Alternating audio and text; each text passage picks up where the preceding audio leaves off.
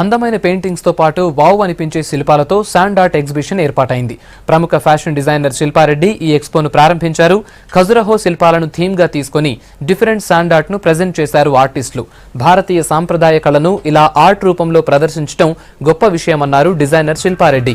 దాదాపు 50కి పైగా paintings come sand arts art గ్యాలరీలో ప్రదర్శిస్తున్నారు. మరో 10 రోజుల వరకు ఈ ఆర్ట్ ఎక్స్పో కొనసాగనుంది.